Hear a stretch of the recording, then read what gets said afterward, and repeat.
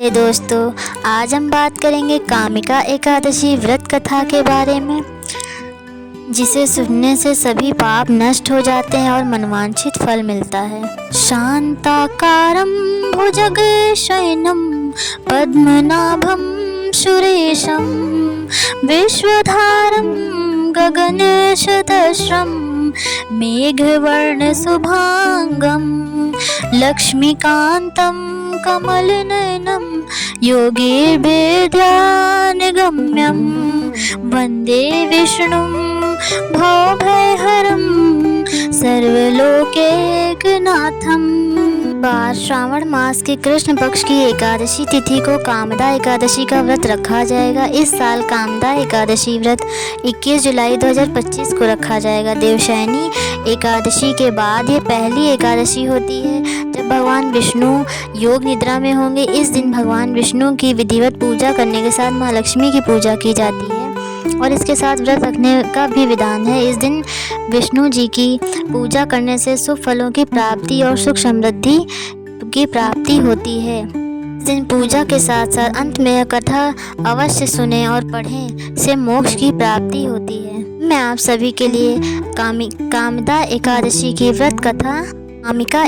की व्रत कथा सुनाने जा रही हूँ।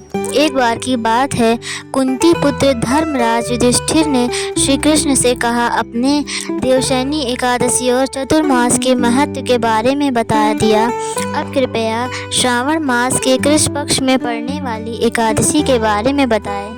श्री कृष्ण ने कहा, हे युधिष्ठिर, इस एकादशी की कथा के एक समय स्वयं ब्रह्मा जी भी देवर्षि नारद से कह चुके हैं, अतः मैं तुमसे वही कहता हूँ। नारद जी ने ब्रह्मा जी से श्रावण मास के कृष्ण पक्ष की एकादशी की कथा सुनने की इच्छा जताई।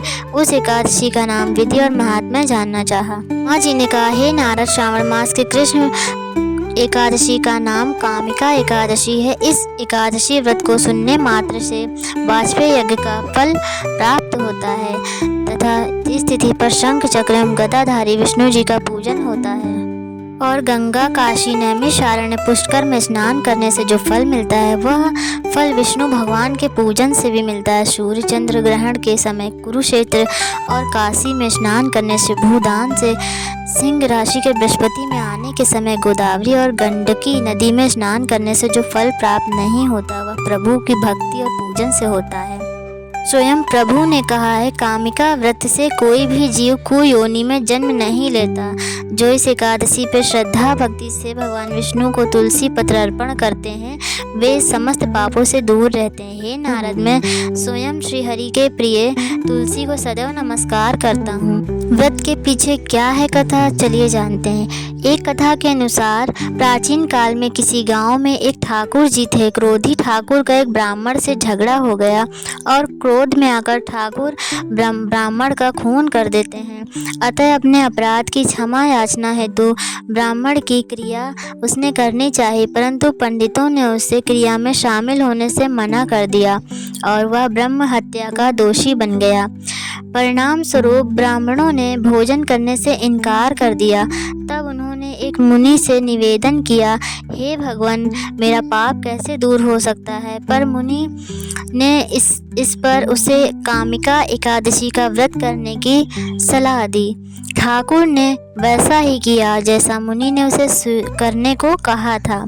जब रात्रि में भगवान की मूर्ति के पास वह शयन कर रहा था तभी उसे स्वप्न में प्रभु दर्शन देते हैं और उसके पापों को दूर करके क्षमा दान देते हैं। कामिका एकादशी की रात्रि को दीप दान तथा जागरण के फल का महात्म्य चित्रगुप्त भी नहीं कह सकते।